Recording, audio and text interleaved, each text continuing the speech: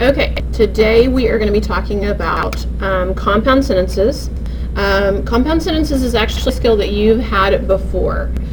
So when we took our pre-assessment yesterday, I discovered that maybe you're still a little unclear on compound sentences. So I want to talk to you today about how to identify compound sentences, how to analyze sentences to tell whether they're correctly punctuated or not, and then how to create compound sentences. So, and this will be a couple of different parts of videos. There will be a couple of different videos. So for some of you, you might need the whole series. For others of you, you might just need a little refresher course. So before I do anything else, I am going to put my notes in my notebook. So I'm on table of contents. I'm on the notes side. And today is 9/13, but you might be viewing this video at a different date. Just put the date. And then we're going to do compound sentences. And remember, your page number might be different than my page number because I write really big. I am actually starting on page 4. You start on your next available page and get your Cornell notes set up. Remember, when we take our Cornell notes, we're always going to start with our EQ. I'm also going to label mine compound sentences. There are a couple of EQs that we're actually going to identify today. One is, what are the fanboys? Because if you don't know what the fanboys are, you're going to have a world of hurt. Okay? So we need to be able to identify those because they're going to be clue words for us to help dissect what a what a compound sentence is, what it should look like. So what are the fanboys? And then the other question we're going to ask is, what is the structure of a compound sentence? I'm going to just abbreviate compound sentence because they're my notes and I can abbreviate whatever I want. Just remember that today, anytime I put CS, that stands for compound sentence. So the very first thing that we need to talk about, what are the fanboys? We're going to put my key term over here, but I'm also going to be writing my information on the right-hand side. I'm going to give you the terms and questions today. I'm not going to make you create them on your own. But what are the fanboys? The fanboys are the 7 coordinating conjunctions. So they're called coordinating conjunctions because they hook things together. If you have a co-teacher, or if you're wearing coordinating outfits, you're wearing things that match. They go together. They're equal. So coordinating conjunctions, there are 7 of them. For, and, nor, but, or, yet, so. Say that one more time. For, and, nor, but, or, yet, so. And these are connecting words.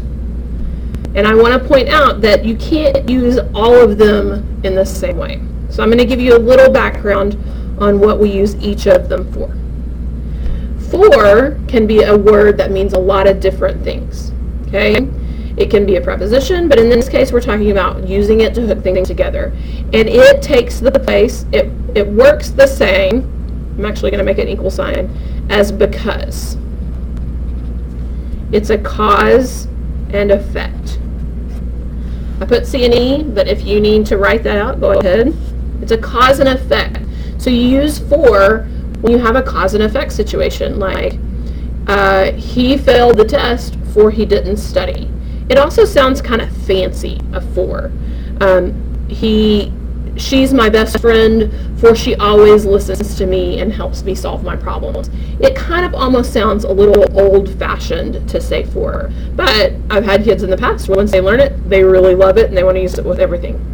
And it's probably our most used conjunction, coordinating conjunction, because it puts things together like ham and cheese, peanut butter and jelly, Mutt and Jeff. It is an equal connector. Two things that are the same weight, the same structure, the same size, they're the same. It's the equal connector. Nor is a negative, and it's actually used rarely. And it's usually used with the word neither. Okay?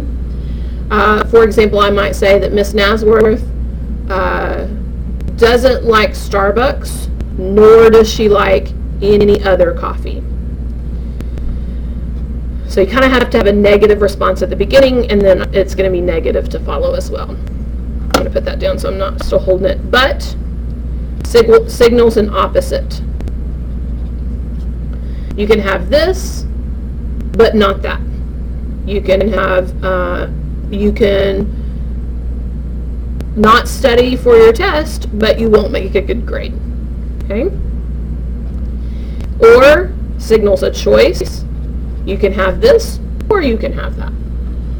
You can be funny, or you can be in detention. Okay? Yet, kind of means the same thing as but. It's an opposite. And so is another cause and effect word. This is the way you can use them. Okay? Because not every fanboy is created equally. You can't use them all in the same ways. So you have to be careful and think about how you're going to use them. Draw yourself a line, and let's talk about what is the structure of a compound sentence. So what is the structure? Or you might say, draw a graphic to represent a compound sentence.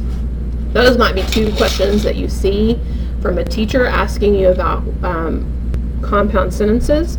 So a compound sentence looks like this. Sentence,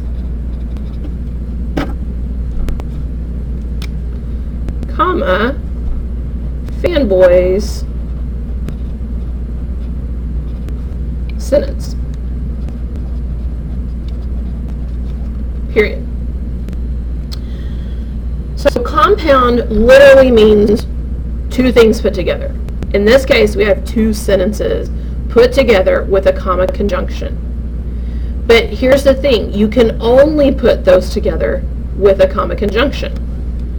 You cannot have sentence, comma, sentence. This is a no. You cannot do this. This is called a comma splice. Okay? That's what that is. And you might think, but I see sentences put together all the time with just a comma. You don't. You see parts of a sentence connected to a full sentence. But you don't ever see sentence, comma, sentence. And they will try to trick you with that over and over and over again because you're not looking for the things that you need to be looking for. So, to review this video, you got to know the fanboys. Chant them to yourself. For, and, nor, but, or, yet, so. For, and, nor, but, or, yet, so. For, and, nor, but, or, yet, so. Learn what they are. Learn how to spot them because they're going to be your biggest ally in understanding compound sentences. The structure of a compound sentence looks like this. Sentence, notice the big capital letter, sentence, comma, fanboys, sentence. And the reason it's the structure is if I cover this part up, I should still have a sentence. If I cover this part up, I should still have a sentence. It should make sense on its own. Okay? So, can you ever put together two sentences with just a comma? Absolutely, positively, never, ever, ever, no. It's called a comma splice for bonus points. It's called a comma splice. You can't do it. You're going to break your teacher's heart and signal to everyone that you must have slept through 7th grade English class because that is a no-no. Okay? So I want you to look over this.